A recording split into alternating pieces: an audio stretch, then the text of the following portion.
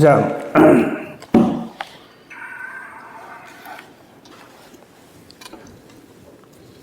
38절부터 마지막 절까지 살핍니다. 근데 말씀 읽는 것은요, 38절부터 42절까지만 봉독을 하겠습니다. 오늘 우리가 좀 주목해서 보고자 하는 사람은 예수님의 3대 제자 중에 한 사람인 사도 요한복음을 기록하고 요한 1, 2, 3서와 요한 계시록을 기록한 예수님의 사랑하시던 제일 막내의 제자 이 요한에 대해서 좀 집중해서 살피려고 합니다. 봉독하겠습니다. 38절입니다. 요한이 예수께 여짜오되 선생님, 우리를 따르지 않는 어떤 자가 주의 이름으로 귀신을 내쫓는 것을 우리가 보고 우리를 따르지 아니하므로 금하였나이다. 예수께서 이르시되 금하지 말라. 내 이름을 의탁하여 능한 일을 행하고 적시로 나를 비방할 자가 없느니라. 우리를 반대하지 않는 자는 우리를 위하는 자니라. 누구든지 너희가 그리스도에게 속한 자라 하여 물 한 그릇이라도 주면 내가 진실로 너희에게 이르노니 그가 결코 상을 잃지 않으리라. 또 누구든지 나를 믿는 이 작은 자들 중 하나라도 실족하게 하면 차라리 연자 맷돌이 거목에 매여 바다에 던져지는 것이 나으니라.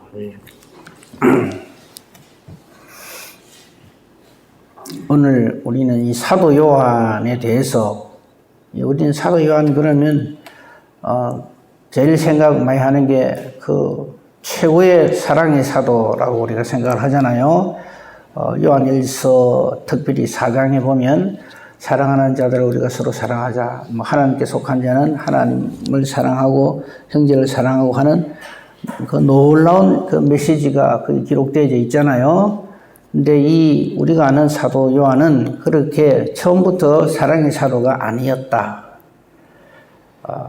이 사도 요한은요, 성질이 아주 급했어요. 그래서 예수님께서 제대로 부르실 때 별명을 우레의 아들이라 그렇게 지어주셨던 만큼 이 사도 요한은 성질이 아주 베드로 못지않게 아주 그냥 과격한 사람이었습니다. 오늘 본문만 보더라도 그렇죠. 다른 제자들은 뭐 별말 안 하는데 이 사도 요한은 예수님께 와서 쉽게 말할 수 있게 뭐냐 그러면 텃세를 부리는 겁니다. 우리를 안 따르는데 예수 이름으로 귀신을 쫓아냅니다. 그래서 그래 하지 마라 그랬습니다. 우리가 예수를 믿으면서 이 사도 요한의 이런 그 마음을 가지고 주의 일을 하는 경우가 있죠.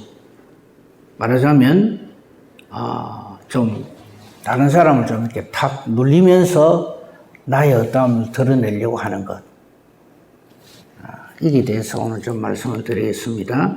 다시 한번 보세요. 38절. 예수님한테 뭐라 하냐면, 선생님, 우리를 따르지 아니하는 어떤 자가, 이러면서 이 우리 중에 예수님을 탁 끼어였습니다.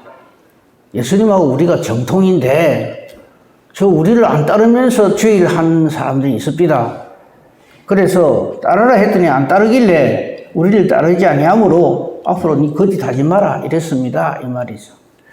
어쩌면 칭찬 듣기 위해서 그랬을는지도 모릅니다. 예수님, 어휴 잘했다. 우리도 안 따르면서 누가 내 이름을 함부로 팔고 그래 하나. 이걸 기대했겠죠. 그런데 이 사도 요한이 이렇게 하는 데는 그 배경이 있습니다. 우선 34절을 보십시오. 서로 누가 크냐 하고 쟁론을 합니다.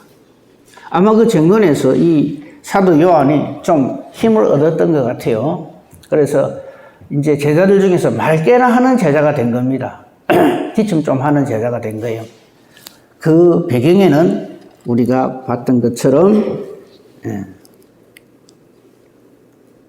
그 앞에 9장 2절 이하에 나오는 변화산 사건이죠. 여러분, 우리가 이 변화산 사건을 예사로 생각하고 넘어가면 안 됩니다. 물론 예사가 아니죠. 모세와 엘리야가 나타났는데 그 예사가 아니고 이 변화산의 놀라운 광경을 목격을 한 세 제자가 가만히 있었겠냐는 겁니다. 가만히 있었을 것 같아요. 뭐라도 하나 있으면 그거 가지고 막 허세를 부리고 그냥 기침 좀 하고 일하려고 하는데 누가 크냐, 퍽하면 누가 크냐 싸움하는데 이게 얼마나 큰 무기겠어요. 나머지 9 제자들 향해서 야, 너가 우리하고 같은 줄 알아? 우리는 예수님이 특별히 데리고 가가지고 모세하고 엘리야하고 인사하고 온 사람이다. 이런 마음이 꽉 차 있단 말이죠. 비교하는 마음, 교만한 마음, 이제 허세를 부리는 거예요. 그러니까 말다툼을 하면 이거 갖고 다 놀릴 뻔한 거예요. 그러니까 나중에 이 두 사람이 물론 그 어머니도 그랬지만 예수님한테 뭐라 그럽니까? 예수님 딱 왕이 되면 우리를 한 사람은 왼편에 한 사람은 오른편에 우리 알기 쉽게 좌의정 우의정 시켜주세요 이 말이죠. 왜 그러겠습니까? 이런 배경들이 다 있기 때문에 그렇게 하는 거예요. 적어도 세 손가락 안에 들어간다 이거죠. 베드로, 야고보, 요한. 이런 것들이 배경이 되어서 오늘의 이 38절에 이 말이 튀어나오는 거예요. 우리 안 따르는데 예수님 이름으로 귀신 쫓아내고 이랍니다. 그래서 니 그러려고 하거든 우리 확실하게 우리 편에 들어온다 그러니까 안 들어올라 해서 앞으로 거짓하지 마라. 그랬습니다. 이제 이 말이에요.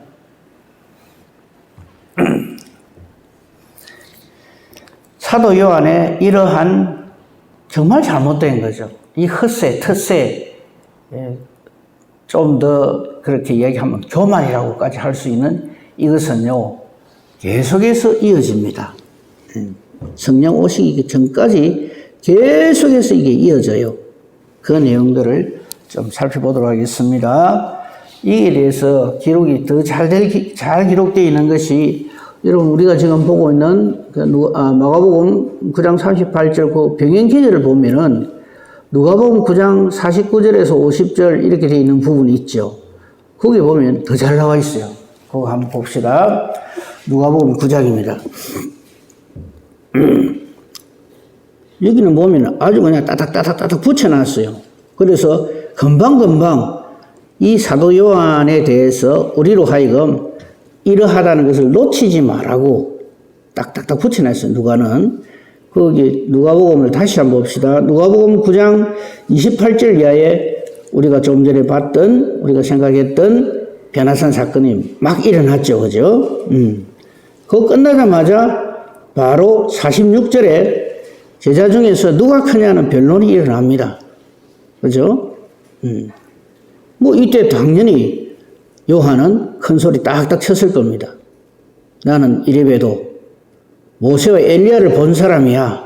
이거죠. 그리고 오늘 우리가 본 그 내용 49절입니다. 요한이 여짜오되 주의 어떤 사람이 주의 이름으로 귀신을 내쫓는 것을 우리가 보고 어디서 말이지 우리와 함께 따르지 아니하면서 이런 짓을 하길래 못하도록 금했습니다. 이거죠. 그래서 예수님은 이게 대해서 아이고 잘했다가 아니라 그런 짓 하지 마라. 금하지 마라. 너희를 반대하지 않는 자는 너희를 위하는 자니라 이랬어요. 우리가 지금 우리 한국에서도 교파가 얼마나 많습니까? 그죠? 장로교, 침례교, 성결교 말도 없이 막 굉장히 많아요. 근데 그런 걸 가지고 교단 싸움하고 있으면 안 됩니다. 우리 재건이 최고다. 너가 많이 그래 믿어가 되나? 우리 재건교회에서 얼마나 신앙생활 잘하는 줄 아나? 한때 그랬어요.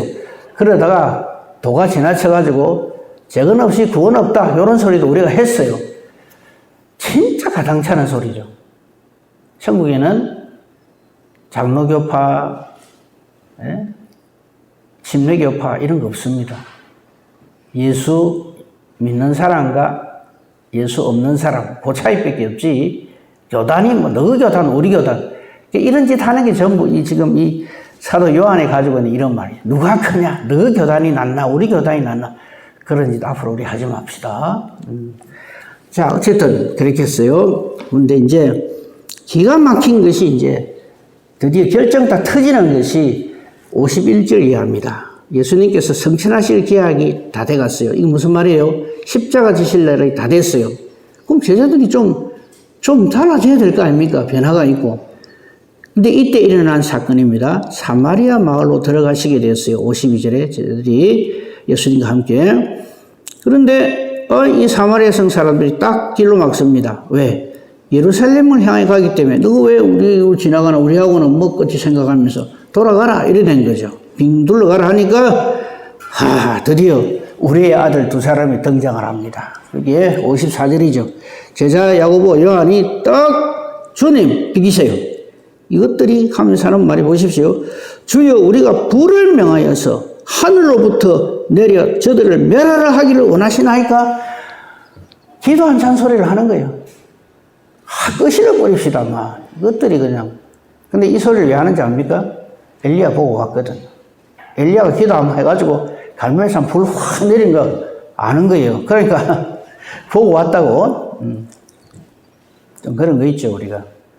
좀 다른 사람 모르는 거, 다른 사람 못 본 거, 뭐 이런 거 하나 보면 그걸 가지고 어쩌든지 뭐 자기를 드러내려고. 그 무단히 불 내리려고 했다고 뭐 한번 우리가 기도해가지고 막 끄실러 버립시다. 이런 것들. 매래 버립시다. 그런 배경이 있는 거죠. 우리가 아는 사랑의 사도, 눈물의 사도 요한요. 거리가 한참 멉니다. 딱 길 막는다고 제자 야고보 요한이 딱 나서가지고 주여 우리가 불을 명하여 하늘로부터 내려서 저들을 멸하라 하기를 원하십니까? 얼마나 이에 대한 예수님의 반응이 어땠을 것 같습니까? 아이고 그래 하지 마라 정도가 아닙니다. 봅시다. 55절 예수께서 돌아보시며 꾸짖으시고 연한을 막 치셨다는 거예요. 그런데 그 뒤에 이거 우리 자꾸 놓치는데 이거 놓치면 안 돼요. 꾸짖으시고 다음에 조그맣게 일개 있습니다. 그렇죠? 성경 확인을 해보세요. 예수께서 돌아보시면 꾸짖으시고 되는 조그맣게 일 해놨는데 그 밑에 딱 내려가 보면요. 이거 반드시 읽어야 됩니다. 뭐라 그러십니까? 어떤 고대 사본에는 55절 끝에 이런 말이 있다. 예수님이 꾸짖으실 때 어떻게 꾸짖으신가 하면 너희가 무슨 정신으로 말하는지 모르는구나. 인자는 사람의 생명을 멸망시키러 온 것이 아니요 구원하러 왔노라. 이게 있다 이 말이에요. 지금 야고보 요한한테 예수님이 호되게 야단을 치시는 거예요. 이것들이 진짜 정신이 없구나. 너 무슨 정신으로 그런 소리를 하나? 아이고, 내 떠라다니면서 말이지, 뭐 좀 이거, 아니 말로 진짜 그 베나산 사건에서 모세하고 엘리 한 보고 어디 말이야. 이게 뭐 눈에 보이는 게 없는 거예요. 우리가 신앙생활 하면서요, 성령의 은사를 좀 받고 뭐 이래가 어떤 놀라운 일이 내를 통해서 일어났다고 해서 그거 갖고 기고만장하고 다른 사람 무시하고 참 가당찮은 짓을 하면 안 됩니다. 그래서 예수님은 계속해서 너희들 중에서 진짜 크려고 하면은 섬겨야 된다는 말을 수도 없이 하는데 그게 귀에 안 들어오죠. 아마 이때 야고보 요한이 이래 생각했을 겁니다. 예수님 3대 제자 중에, 예수님 12제자 중에 우리가 적어도 세 손가락 안에 들어간다. 그죠? 이름에도 불구하고 나중에 이들은 또 예수님 왼쪽 자리, 오른쪽 자리 주세요. 이런 말을 합니다. 자. 이랬던 야고보는 놔두고 야고보는 일찍 순교를 당하니까요. 이 사도 요한이 어째서 이렇게 변화가 되는가?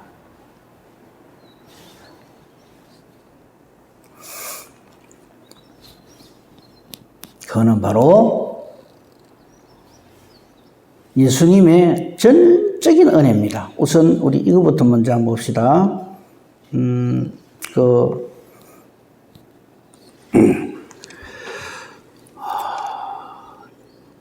이 제자들이 이렇게 할 적에, 예수님께서 이미 요한복음에서 이 사마리아 불 내리시기를 원합니까? 이렇게 했었잖아요. 요한복음을 한번 가봅시다. 이럴 때 요한복음 4장, 몇 절부터 보는가 하면요.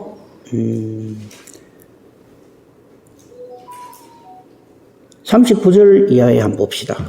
지금 그 앞에서 지금 요한이 불 내립시다 이래 했단 말이죠. 그 사건 이제 연장선상에서 이 말씀을 봐야 됩니다. 39절에 우리가 잘 아는 이 사마리아 수가성 여인의 그 사건이죠. 거기 보면 39절에 보면 마지막 마무리 장면이 나옵니다.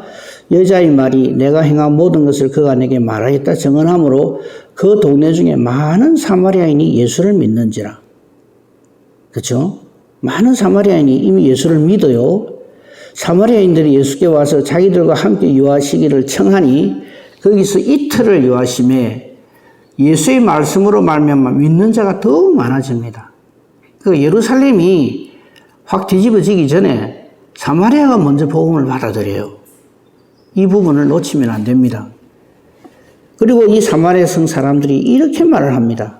여자에게 그 여자에게 말하되 이제 우리가 믿는 것은 네 말로 인함이 아니다. 우리가 친히 듣고 그가 참으로 세상의 구주신 줄 알미라 하였더라 이래 돼요. 그러니까 한번 보세요. 똑같은 사마리아 사람들을 대하는데 사도 요한은 어쩝니까? 이것들이요 어디 우리 예수님 길로 막아 확 그냥 불 사질러 뿌립시다 이렇게 하고 예수님은 저들에게 복음 자신을 전함으로써 정말 예수님이 세상에 구주신 줄 이들이 알게 돼요. 엄청난 차이죠. 아마 이럴 때까지만 해도 사도 요한은 아이고 저것들이 뭐 믿어봤자 아마 이랬을 겁니다. 요게요 딱 기초 작업입니다. 요거 딱 기억하시고요 사도행전으로 가봅시다. 교회 피팍이 일어나죠. 사도 바울 때문에. 이때는 사울이죠. 그래가지고 사도행전 8장 2절에 보면 예루살렘에 있는 교회에 큰 박해가 납니다. 그러니까 다 흩어져요. 그죠? 유대, 사마리아 모든 땅으로 흩어지죠. 사도행전 8장 1절이 실제로는 사도행전 1장 8절의 현재적인 이 사건이 되죠. 땅끝까지 내 증인이 되리라. 근데 예루살렘 안 떠나고 있거든요. 그래서 박해가 일어나서 다 이제 흩어져서 복음을 전하는데 그 중에서 빌립이 5절에 8장 5절에 사도행전 8장 5절에 빌립이 사마리아 성에 내려가서 복음을 전하죠. 그러니까 사람들이 빌립의 말을 듣고 막 이래 하다가 이들이 이 예수님으로 인하여서 예수 이름으로 막 귀신이 떠나가고 많은 중풍병자들이 낫고 못 걷는 사람이 나으니까 8절 그 성에 큰 기쁨이 있었어요. 자, 그런데 14절로 가봅시다. 예루살렘에 남아있는 사도들이 사마리아도 하나님 말씀을 받았다는 듣고 대표자 2사람을 보냅니다. 확인하라고. 그때 확인하러 간 사람이 베드로와 요한입니다. 사마리아가 복음을 받아들여?